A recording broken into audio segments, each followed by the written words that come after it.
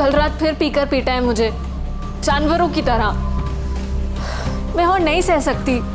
मुझसे तो ये सब सुना भी नहीं जा रहा है काजल। तो मुझे यहाँ से ले जाओ ना।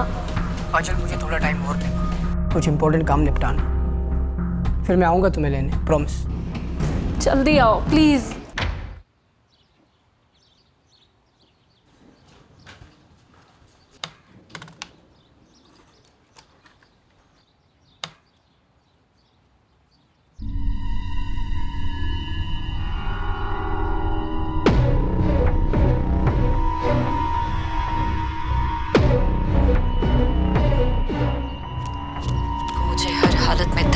चाहता है वो मेरे बंदर को इस दुनिया में आने से पहले ही मार देगा।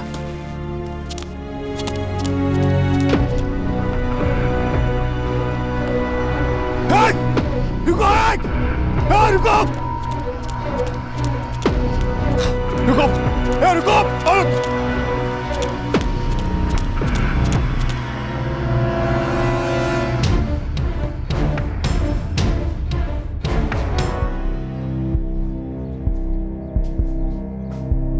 आई सुन, जब मैं घर में न रहूं तो किसी के लिए भी दरवाजा मत खोलना। पहले पूछना कौन है। अगर कोई जवाब न दे या आवाज अनजाने लगे तो दरवाजा बिल्कुल मत खोलना। कल का बिल्कुल नहीं खोलूंगी।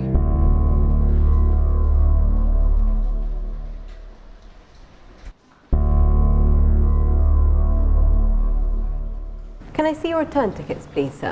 Return tickets. Yes, your return tickets to India? I will be booking the ticket now, yes. Sir, this is a tourist visa. You can't travel without a valid return ticket. That's what I'm saying. I will be doing the booking now. No, I don't think you understand. I need to see that return ticket now. Okay, let me explain. See, I am going back to India and I am going to buy a return ticket. Isn't my visa valid? If I don't go back from here as per the visa says, you can then catch me. I'm sorry, sir, but you can't travel without a valid return ticket. Say, listen, let me explain. There is some problem happening Officer here. Johnson to immigration counter immediately. You're not understanding, Please madam. report There to is some problem happening. I need...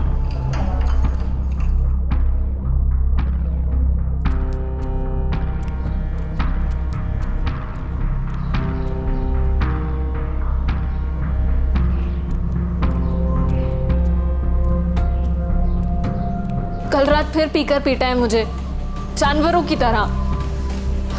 मैं और नहीं सह सकती। मुझसे तो ये सब सुना भी नहीं जा रहा है काजल। तो मुझे यहाँ से ले जाओ ना। काजल मुझे थोड़ा टाइम और दे, कुछ इम्पोर्टेंट काम निपटाना, फिर मैं आऊँगा तुम्हें लेने, प्रॉमिस। जल्दी आओ प्लीज।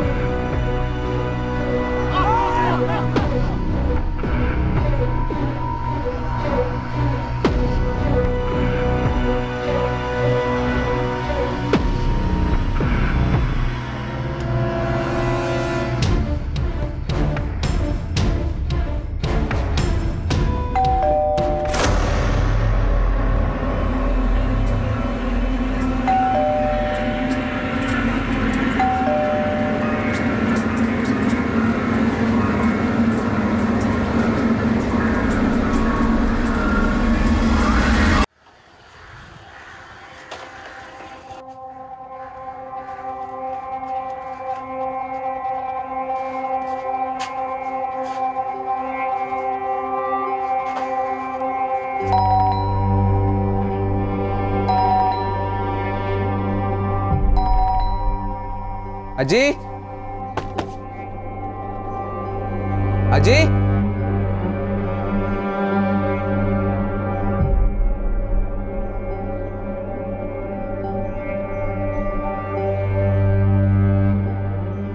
राजन, क्या हुआ है? भाई पता नहीं क्या हुआ है। मैं जब आया तब गेट खुला था। और ये दरवाजा भी खुला था। जयदेव काका की गाड़ी भी नहीं और जयदेव काका और आजी का फोन भी नहीं लग रहा है। भाई कुछ तो हुआ है। मैं पुलिस को फोन करता हूँ अभी के अभी। अरे तुझे पहले ही करना चाहिए था पुलिस को फोन।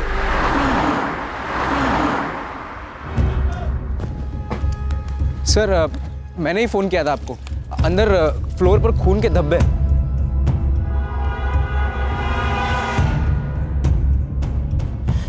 राजन अशोक काका को फोन कर। हाँ करता हूँ। जल्दी मिला।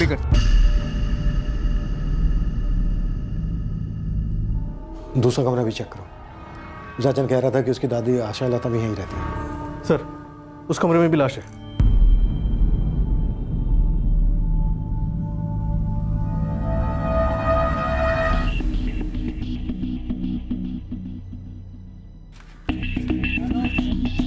सर मेरे काका जयदेव परांज पे और आजी आशा लता परांज पे, ये दोनों ही रहते थे यहाँ पे। जयदेव काका की शादी नहीं हुई थी। तुमने आखिरी बार कब देखा था इन लोगों को? सर मेरी आई उनके लिए दोनों टाइम का खाना बनाती थी। कल रात को आई डिनर लेके आई थी और आज मैं लंच लेके आया। और रोहिणी जी, कल रात जब आप इन लोगों के लिए डिनर लेकर आए तब सब सही था? जी बिल्कुल रोज की तरह ही था। कौन है? माँ जी दरवाजा खोलिए, मैं रोहिणी। कौन है? अरे रोहिणी माँ जी। अरे बाबा कौन? रोहिणी रोहिणी 3 बार बोला मैंने, रोहिणी रोहिणी रोहिणी। आप मेरी आवाज नहीं पहचानती? जयदेव भाऊ कहाँ है? अपने कमरे में है। जयदेव भाऊ मैं खाना लगा रही हूँ। आता नहीं रोनी भाभी, मैं बाद में खा लूंगा, अब माँ को खिला दो। मैंने माँ जी को खाना परोसा और मैं चली गई।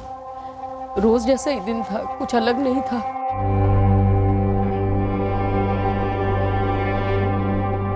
ये राजन आज दोपहर का खाना लेकर आया था, लेकिन लगता नहीं कि जयदेव जी और उनकी माँ आशा लता जी ने आज सुबह नाश्ता किया था। कल के बर्तन भी अभी तक धुले नहीं। क्या सुबह से कोई काम वाली बाई भी नहीं आई होगी? हाँ सर, एक काम वाली बाई आती है। नाव कहती साहब? शायद कविता।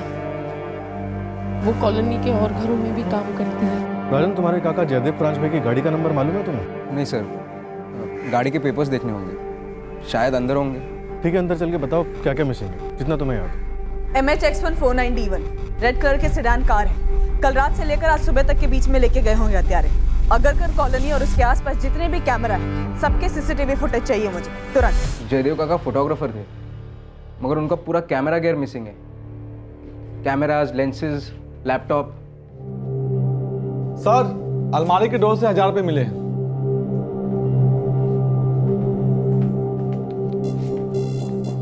और भी पैसे रहे होंगे यहाँ पे? सर जयदेव काका घर पे कितने पैसे रखते थे ये मैं नहीं जानता, मगर उनके वॉलेट में कई सारे डेबिट कार्ड्स और क्रेडिट कार्ड्स रहा करते थे। वॉलेट भी मिसिंग है। तुम्हारे जयदेव काका प्रोफेशनल फोटोग्राफर थे? जी सर, वाइल्ड लाइफ फोटोग्राफर। उन्हें कई सारे अवार्ड्स मिले थे।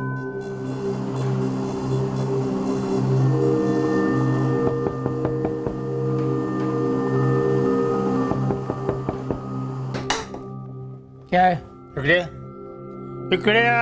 क्या हुआ? ये गाड़ी तुम्हारी है? हाँ, मेरे बॉस की गाड़ी है। 2-3 दिन के लिए इधर ही रहेगी। क्यों, कोई प्रॉब्लम है? ये जगह उनकी है जिनका अपना घर है, भाड़ोतरियों की नहीं है। क्यों? मैंने गाड़ी लगाई है तो जलन हो रही है। चुप कर, चुपचाप गाड़ी को ले जा, वरना तेरे मालिक पुरोहित को बता दूंगा, फोन कर दूंगा अभी। ठीक है, जो होता है वो कर लेना, ठीक है? मैं किसी के बाप से नहीं डरता और ये गाड़ी नहीं हटेगी। मैं पुलिस को बुलवा रहा हूँ, जब वो टो करके ले जाएगा तो फिर मत कहना। कल रात को तो हमने ऐसे कोई आवाज नहीं सुनी, लेकिन कोई जोर जबरदस्ती घुस भी जाता तो चिल्लम चिल्ली तो होती ना। हाँ, हमने भी ना कुछ देखा ना सुना, और वैसे भी आशा जी तो कम ही घर से बाहर निकलती थी। हाँ, दूध वाला, पेपर वाला, किसी का तो आना जाना होता होगा जयदेव रांसपे के घर। अब उनके घर कोई आए जाए, हम कहाँ हिसाब रखते बैठेंगे ना मैडम। हमारे घर के काम निपटाते निपटाते ही हमें टाइम नहीं मिलता है। जयदेव जी के यहाँ ना कविता काम किया करती थी, मैंने उसे फ़ोन कर दिया है, अभी आती ही होगी। सर हर रोज़ की तरह सुबह 8 बजे से ड्यूटी पर हूँ। तब से कोठी नंबर 7 से मेरा मतलब है कि परंजबे जी की कोठी से ना कोई आवाज़ आई और ना सर मैंने किसी को आते जाते देखा कि जिस पे शक किया जाए। लोकेश, कल रात को 7:30 बजे रोहिणी जी के आने के बाद जयदेव जी के घर पे और कोई आया था? जी नहीं, मेरी ड्यूटी 8 बजे तक थी सर, तब तक सर कोई भी नहीं आया था। अगर सर कोई आया भी होगा ना तो जो नाइट वाला वॉचमैन नितिन है उसको पता होगा। सर ये नितिन आ गया सर, ये नाइट शिफ्ट पे था सर।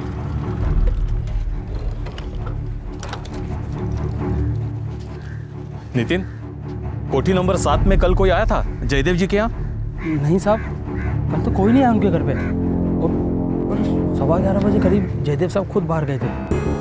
कार लेकर गए थे? हाँ साहब, सीसीटीवी फुटेज दिखा दो ना शरद साहब। फुटेज ट्रांसफर हो रहा है, लेकिन एक बात मेरी समझ में नहीं आ रही है। अगर जयदेव जी अपनी कार खुद चलाकर बाहर गए, फिर वो वापस कैसे आए? क्योंकि उनके घर के कंपाउंड में तो उनकी कार है ही नहीं। रात को तो वो वापस लौटे नहीं साहब, मुझे लगा बाहर गए किसी काम के लिए। लेकिन ठीक से याद करके बताओ, जयदेव जी गाड़ी लेकर बाहर गए थे? हाँ साहब, गाड़ी तो जयदेव जी की ही थी। गाड़ी कौन चला रहा था? जयदेव जी? ठीक से देखा तुमने? साहब इतना झांक कर तो नहीं देखा, पर ऐसा नहीं लग रहा था कि गाड़ी कोई और चला रहा था।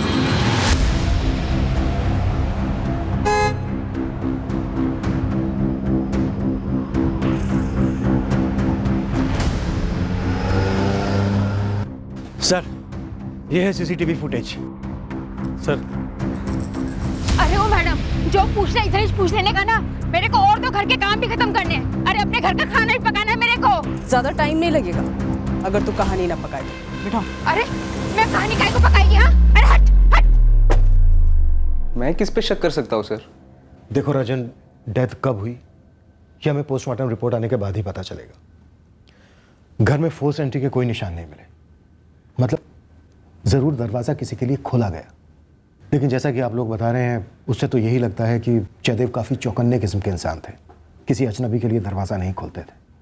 तो जाहिर सी बात है उन्होंने किसी जान पहचान वाले के लिए ही दरवाज़ा खोला। अशोक जी, रोहिणी जी, जयदेव पर काफ़ी बेरहमी से वार किए गए। उनकी, आशा लता जी की किसी के साथ कोई दुश्मनी थी? अशोक भाऊ, जयदेव भाऊ और मेरे स्वर्गीय पति नरेश, ये तीनों सगे भाई थे और एक दूसरे के बहुत करीब थे। किसी की किसी से कोई दुश्मनी नहीं थी। अब जयदेव भाऊ का अलग से किसी के साथ कोई मसला हुआ हो तो वो हम दोनों को नहीं पता। क्यों आपको अशोक भाऊ?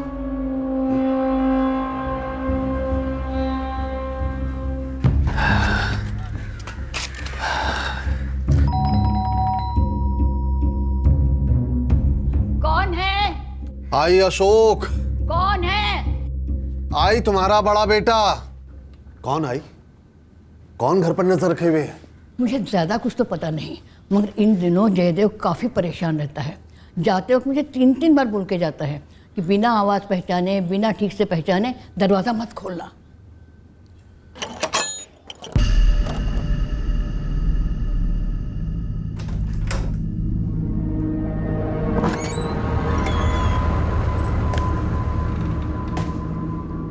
अरे अशोक भाऊ, कैसे हो भाऊ? मैं ठीक हूँ, तू बता जयदेव। अरे ये कौन लोग हैं जो घर पर नजर रखे हुए? पता नहीं, ऐसा मुझे लगता है भाऊ। कोई झगड़ा तो नहीं हुआ तेरा? तुझे किसी से कोई खतरा है? तो जयदेव ने किसी खतरे के बारे में बताया आपको? जी नहीं, कुछ नहीं बताया। कब की बात है अशोक जी? यही पिछले हफ्ते की। मैं ऐसे ही आई से मिलने गया था, तब उन्होंने बताया। क्या जयदेव आप लोगों से कुछ छुपा रहे थे? शायद उनके फोटोग्राफी के प्रोफेशन को लेकर कुछ छुपा रहे हो? सर, जयदेव काका कई फेमस वाइल्ड लाइफ मैगजीन्स के लिए काम करते थे, मगर उसके बारे में हम ज़्यादा नहीं जानते। कौन डिटेल दे सकता है इस बारे में राजा? मैं पता लगा सकता हूँ सर, शायद इंटरनेट पे से पता चल जाए वो कौन से पब्लिकेशंस के लिए काम करते थे। सर, जयदेव काका का अपनी प्रोफेशन में काफ़ी नाम था।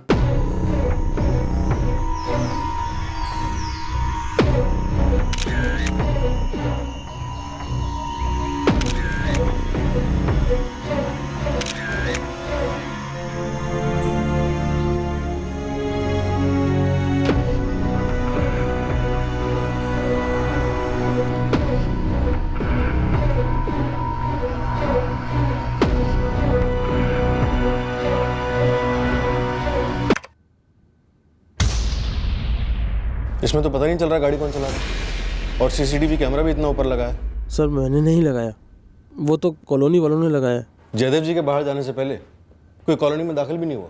सर मैं भी तो वही कह रहा हूँ, रात को कोई कॉलोनी में आया ही नहीं, और अगर आता तो शाम में रजिस्टर में एंट्री भी करवाता ना साहब। मेन गेट के अलावा कोई और रास्ता भी है कॉलोनी में दाखिल होने का? हाँ साहब, पीछे एक दीवार है जो पार्क से लगी हुई है, वहाँ से कोई दीवार फांद कर आया होगा तो बोल नहीं सकता साहब। और वहाँ CCTV कैमरा नहीं है? नहीं है साहब, वैसे भी जयदेव साहब रोज शाम को उस पार्क में टहलने जाते थे।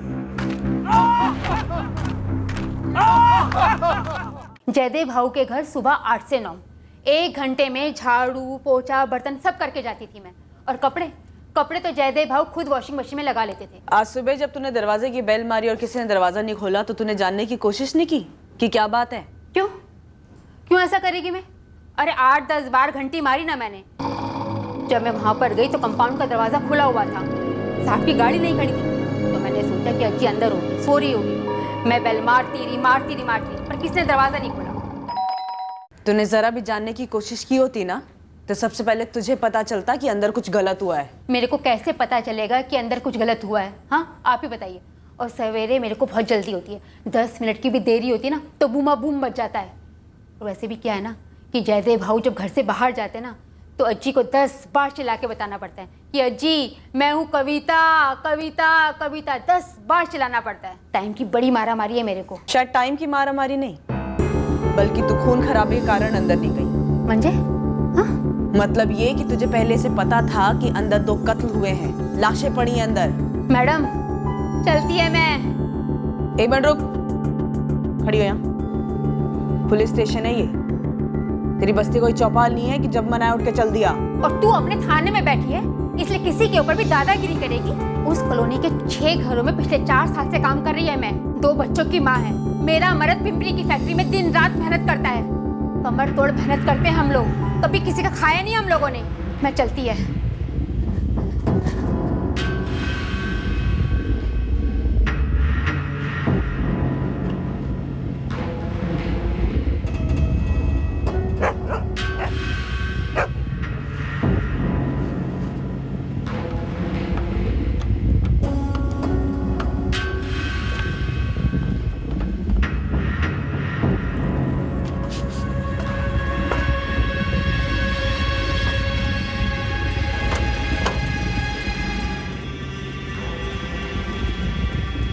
जयदेव प्रांजपे पे 14 वार हुए, वो भी बहुत गहरे वार, छुरे से।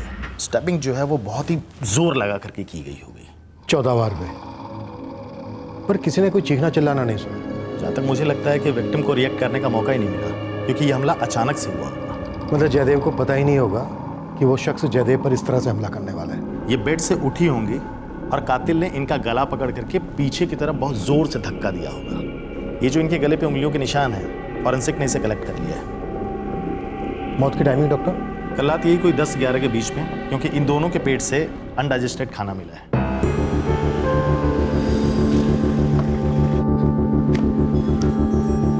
सर शहर के सारे एग्जिट पॉइंट के CCTV फुटेज चेक किए।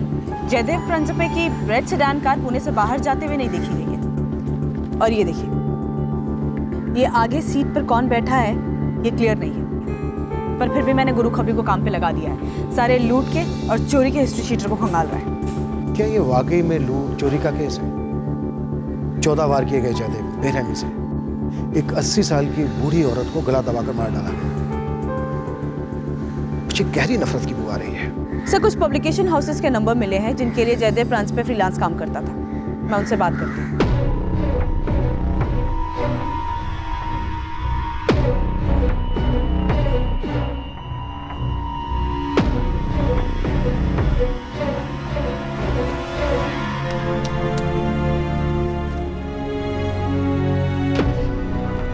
सर ये दीवार फांद कर कॉलोनी से पार्क में आना काफी आसान है। पार्क से ये दीवार फांद कर कॉलोनी में भी जाना उतना ही आसान रहा होगा। सर पार्क रात 9:30 बजे तक खुला होता है, लेकिन पार्क के अंदर जो पहले से होते हैं वो कभी कभार 10 साढ़े 10 बजे तक वॉकिंग करते हैं, बातें करते हैं, लेकिन मैं नियमों के मुताबिक 9:30 बजे के बाद किसी को अंदर नहीं आने देता।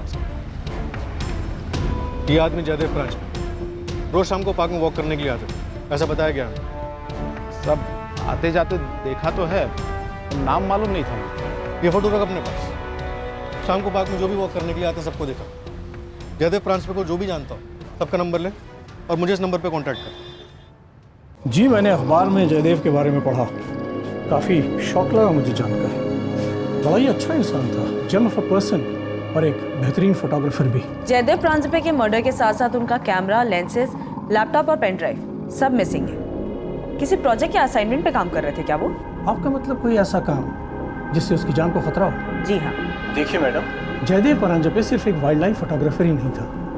इसके अलावा भी जयदेव जंगल में पेड़ों के काटे जाने और सॉइल इरोजन्स जैसे इश्यूज पर आर्टिकल्स लिखता था। इन सब चीजों को लेकर किसी लैंड या सैंड माफिया से कोई अनबन या किसी पॉलिटिकल ग्रुप के साथ ऐसा कुछ था? देखिए मैं पक्का तो नहीं बता सकता, हमारे किसी आर्टिकल या फीचर के कारण आज तक तो ऐसा हुआ नहीं है। लेकिन जयदेव तो एक फ्रीलांसर था, वो दूसरी मैगजीन्स और ऑर्गेनाइजेशंस के लिए भी काम करता था। जयदेव काफ़ी परेशान और अपसेट थे इस बात को लेकर कि कुछ रईस पावरफुल लोग जंगल की ज़मीन है अपने लैविश रिजॉर्ट्स खड़े करने के लिए हथियार रहे थे। मिस्टर बिनॉय कौन थे वो लोग? कुछ डिटेल में बता सकते हैं आप? पता करना पड़ेगा मैम, बात करनी होगी कुछ लोगों से। मेरी लास्ट मुलाकात जयदेव से किताबों की एक दुकान में हुई थी। वो लॉ की कुछ किताबें खरीद रहा था। क्या किसी पे कोई केस करने वाले थे या जयदेव जी पे किसी ने केस किया था कोई? डिटेल तो मुझे पता नहीं मैडम।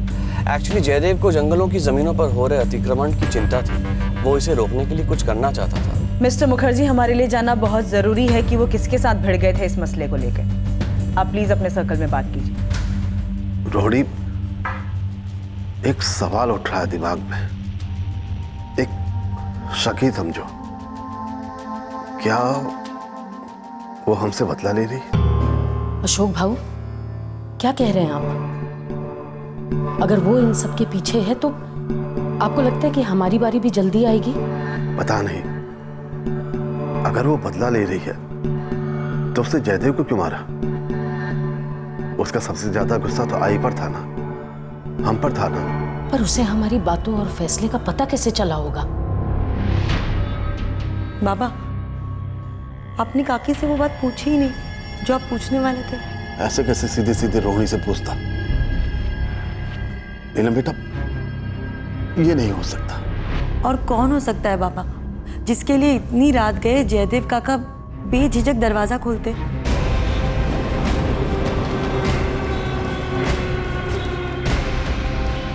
आशालता प्रांजपे और जयदेव प्रांजपे, इन दोनों की कॉल रिकॉर्ड्स हमें तुरंत चाहिए। हमारे लिए पता करना बहुत जरूरी है कि उनके घर आने से पहले किसने उनको कॉल किया था। मैडम, जयदेव प्रांजपे और आशालता प्रांजपे दोनों के फोन IMEI ट्रैकिंग पर डाल दिए हैं, लेकिन फोन अभी तक एक्टिवेट नहीं हुए। दीपाली साइबर टीम से रेगुलर कांटेक्ट में रहो, उनसे बोलो लगातार चेक करते हैं।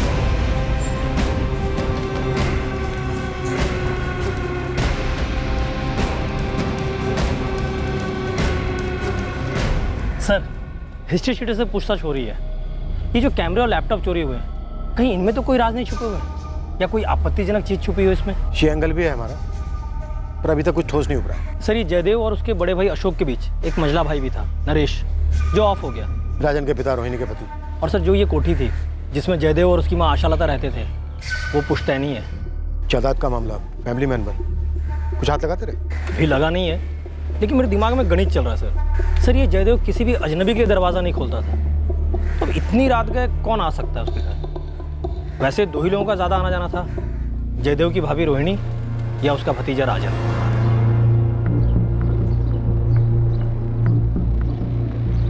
गौतम जी?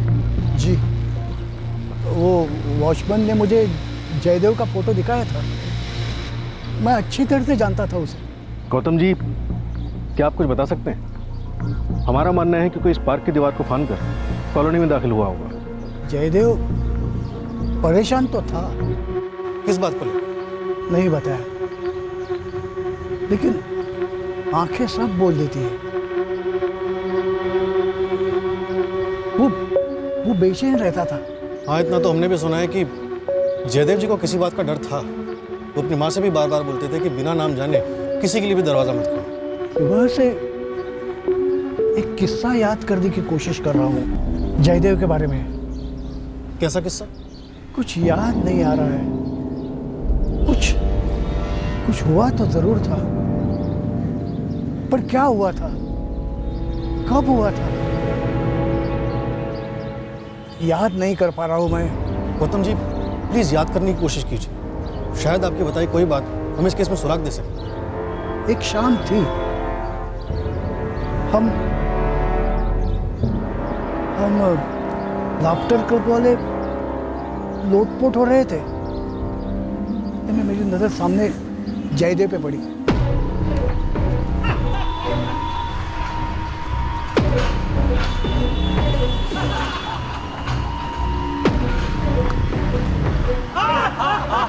मैंने पूछा उसको इतना परेशान क्यों है, और वो बात टालता गया।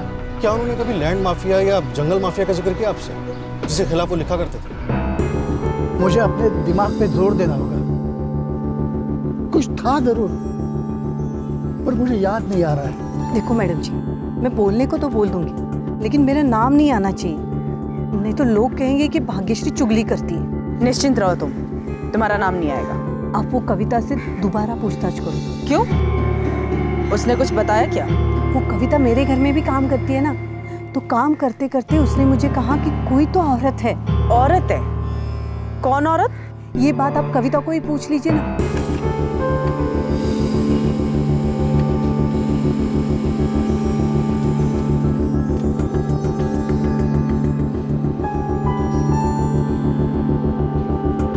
जयदेव और आशालता जी दोनों के फोन रिकॉर्ड चेक किए, उस रात दोनों में से किसी को कोई कॉल नहीं आया। सर उस दिन जयदेव को आखिरी कॉल शाम 4:30 बजे आया था मुंबई से।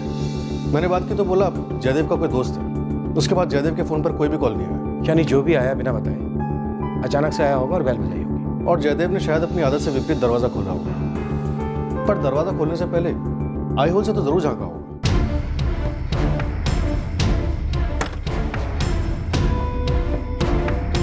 सर मुझे जयदेव के भतीजे राजन पर शक हो रहा है, शायद वो झूठ बोले। दरवाजे पर खून के धब्बे देखकर वो अंदर ही नहीं गया। मुझे तभी डाउट हुआ, शायद उसकी मां रोहिणी भी मिली हुई, शायद कोठी का कोई मामला, या शायद जयदेव के बड़े भाई अशोक भी शामिल है। उनके हाव-भाव दुख से ज्यादा टेंशन के लग रहे थे। हो सकता है इन लोगों ने मिलकर कोई झूठी कहानी रची। और वो नौकरानी कविता, वो भी तो शामिल हो सकती है। कह रही है कि उसने बार बार बैल बजाई, 10 मिनट तक दरवाजे के बाहर खड़ी रही, फिर भी उसको पता नहीं चला कि दरवाजा खुला हुआ है। कौन सी औरत की बात की थी मैं, और किसने बताया तुमको? पति का माँ, वरना बुलाऊंगी अभी तेरे आदमी को, तेरे बिरादरी के सारे लोगों को, उसके बाद सबसे पूछताछ होगी।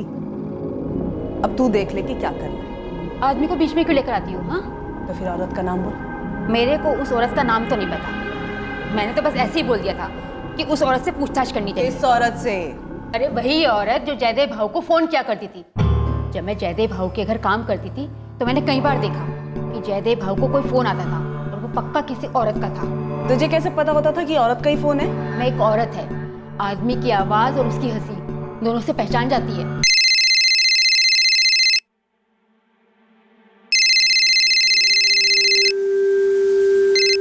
हेलो। हाँ घर पर ही हूँ। टाइम की प्रॉब्लम तुम्हारी है, मजबूरी है तुम्हारी है, हमारा क्या। वैसे तो जयदेव भाऊ किसी से सीधे मुंह बात नहीं करते थे। अरे हंसना मुस्कुराना तो बहुत दूर की बात है, लेकिन जब उस औरत का फोन आता था तो जयदेव भाऊ का थोपड़ा एकदम गुलाबी हो जाता था। ये फोन करने वाली औरत है कौन? ये तो मेरे को नहीं पता, मैंने तो बस जयदेव भाऊ के हाव भाव से पहचान लिया कि हो ना हो वो किसी औरत से ही बात करते थे।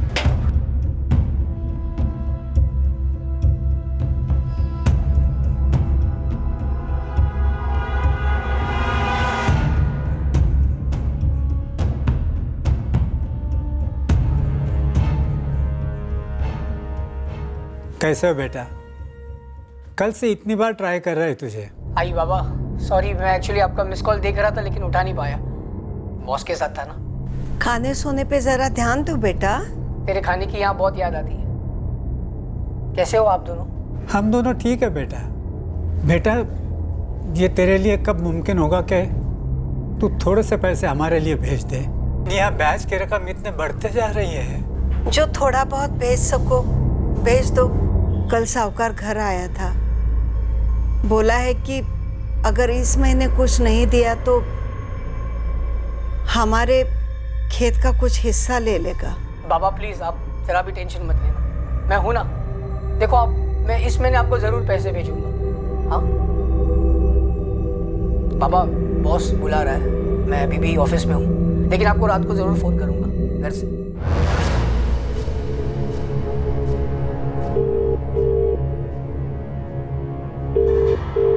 हेलो। कल 11:30 बजे बोरीवली चर्च के बाहर। सच? हाँ काजल, अपना बैग रात को ही पैक कर लेना। हाँ, और मोबाइल फ़ोन घर पे ही छोड़ना, बोरीवली चर्च के ठीक पीछे। आओगे ना? मैं आऊंगी, जरूर आऊंगी। औरत जयदेव की जिंदगी में? जी, औरत थी जयदेव की जिंदगी में। मुझे नहीं मालूम, और अगर कोई औरत थी भी तो ये जयदेव की निजी बात है, उसने मुझे नहीं बताया कभी। अशोक जी, आप तीनों भाइयों के बीच पुश्तैनी कोठी को लेकर खटास थी। खटास?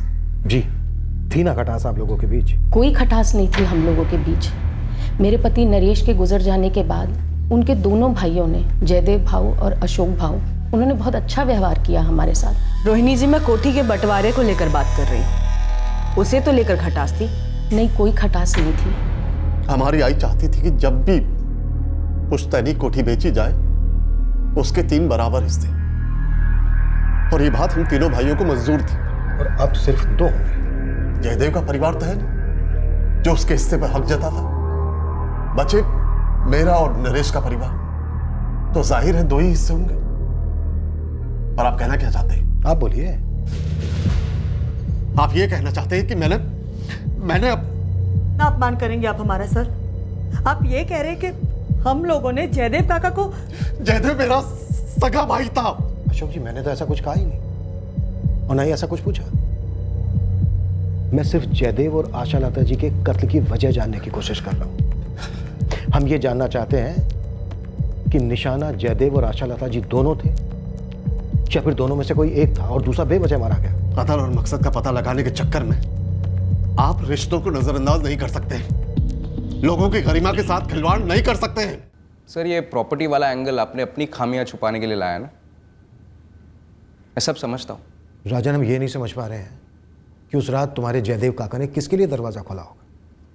तो जाहिर सी बात है, दरवाज़ा उन्होंने किसी जान पहचान वाले के लिए ही खोला होगा।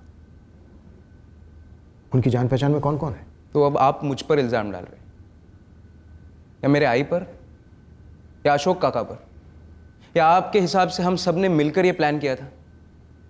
सर, अगर ऐसा है ना तो एक छोटी सी डिटेल आप मिस कर रहे हैं।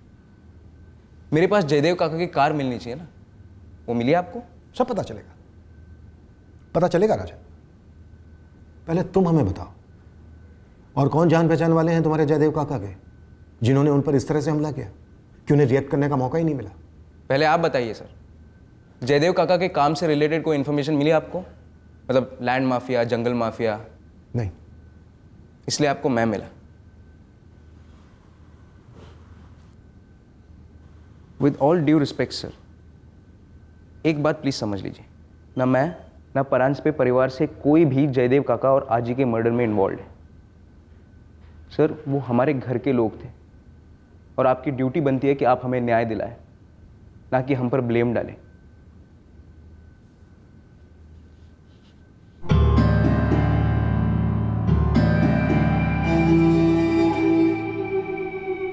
बेटा, हम डरे हुए हैं सर। पहले उसने जयदेव काका और आजी को मार डाला, और अब शायद हमारा नंबर होगा। क्यों डर लग रहा है तुम लोगों को? कोई क्यों मारना चाहेगा तुम्हारे पूरे परिवार को? ऐसा कुछ हुआ है? और ये बात तुम लोगों ने हमें पहले क्यों नहीं बताई? क्योंकि उस औरत के साथ अब हमारा कोई संबंध नहीं।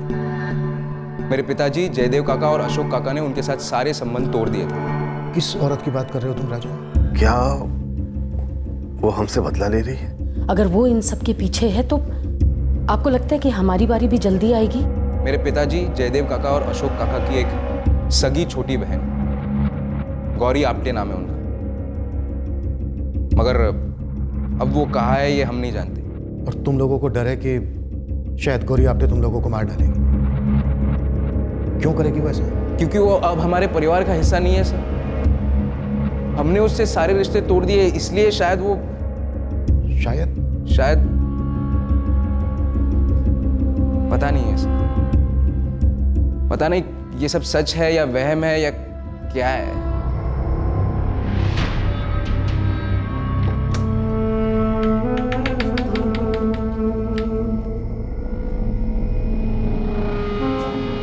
कैसे जयदेव भाई? राजन, तुम्हारे पूरे परिवार ने गौरी आप्टे के बारे में हमसे छुपाया, इसका कोई खास कारण? सर उनके बारे में आप आइए अशोक काका से पूछिए। मैं उन्हें आखिरी बार 20 साल पहले मिला था, उसके बाद आज तक मैंने उन्हें देखा भी नहीं है।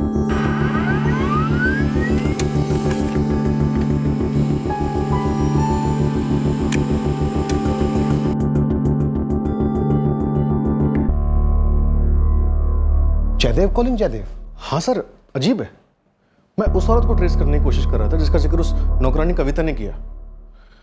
ये एक नंबर मिला जिससे जयदेव परांजपे की लगातार बातें होती थी। मुझे लगा ये वही औरत होगी जिसका जिक्र नौकरानी ने किया था।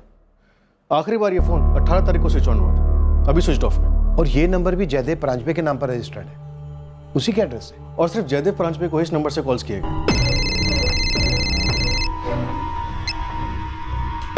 हेलो, इस बंदे को इसके नंबर के रजिस्टर्ड एड्रेस से ढूंढना तो आसान नहीं होगा, क्योंकि वो एड्रेस तो जयदेव परांजपे का ही एड्रेस है। सर एक ही तरीका है, इस नंबर को ट्रैक करने के लिए इसकी पिन पॉइंट लोकेशंस को ट्रेस करते हैं जहां से कॉल्स किए गए या फिर रिसीव हुए। या जिस मोबाइल में सिम कार्ड एक्टिव था उस मोबाइल की IMEI को ट्रैकिंग पे डाल सकते हैं। हो सकता है कोई दूसरा सिम उसमें एक्टिव है।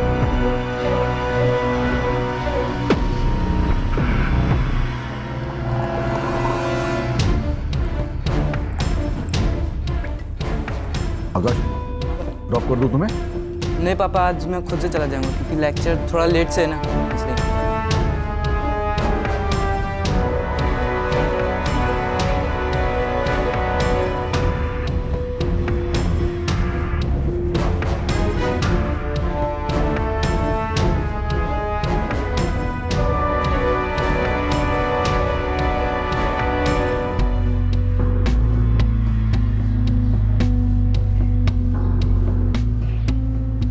हम कहाँ जा रहे हैं? तुम्हारे नए घर। और कहाँ है मेरा नया घर? पुणे में। जो मेरा घर था वो आज से तुम्हारा।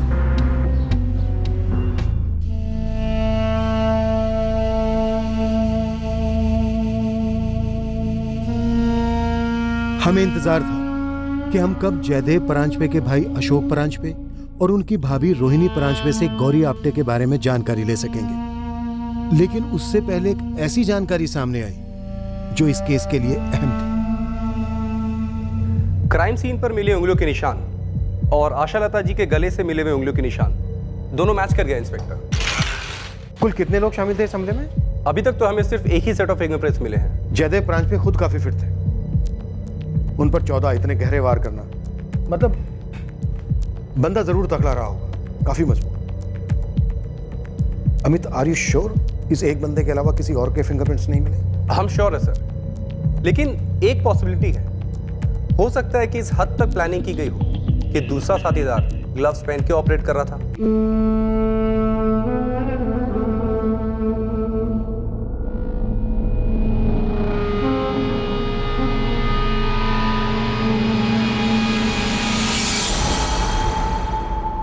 फॉरेंसिक टीम का कहना है कि हमलावर एक ही था, शायद जवान था। फिर भी मैंने उनसे दोबारा स्कैनिंग के लिए कहा है। सर एक और अपडेट है, इस हत्याकांड के कुछ 12 दिन पहले 2 जवान लड़के जयदेव परांजपे के घर की तस्वीरें ले रहे थे। सीसीटीवी में कैप्चर हुए? जी सर, फुटेज मंगवाइए। कॉलोनी के चेयरमैन ने बात बताई, वो कल ही अब्रॉड ट्रिप से वापस लौटे। सर मैं कल ही लौटा अब्रॉड ट्रिप से, मैं 15 नवंबर को गया था यहाँ से। और सर अजीब बात यह है कि 7 नवंबर को जयदेव जी मेरे पास आए थे और उन्होंने 6 नवंबर की सीसीटीवी फुटेज मांगी थी। कोई उनके घर की तस्वीरें ले रहा था सर।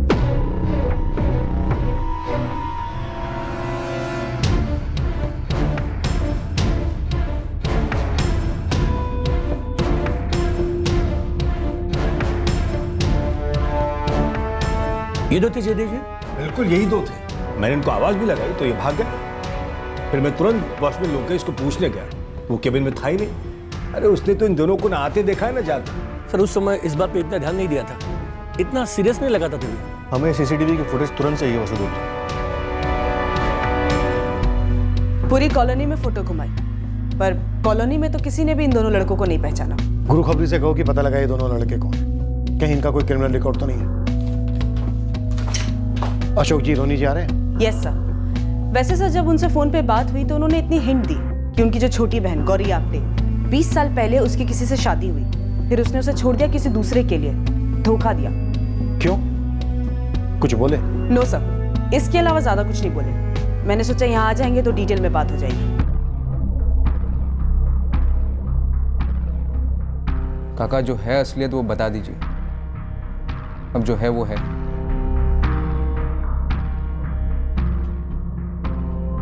केस के इस पड़ाव पर हमारे हाथ में कुछ भी ठोस नहीं था। ना कत्ल का मकसद, ना इस बात की भनक कि हमलावर कौन हो सकता है, ना ही इस जुर्म की मोडस ऑपरेंडी पर कोई रोशनी पड़ रही थी।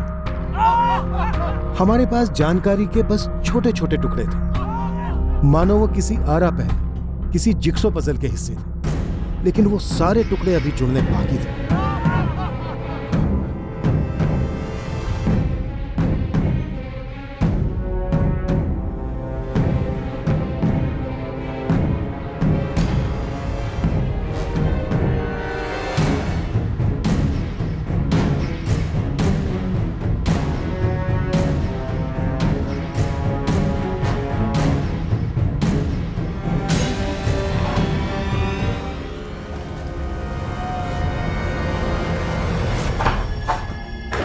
एक और काम मिला है।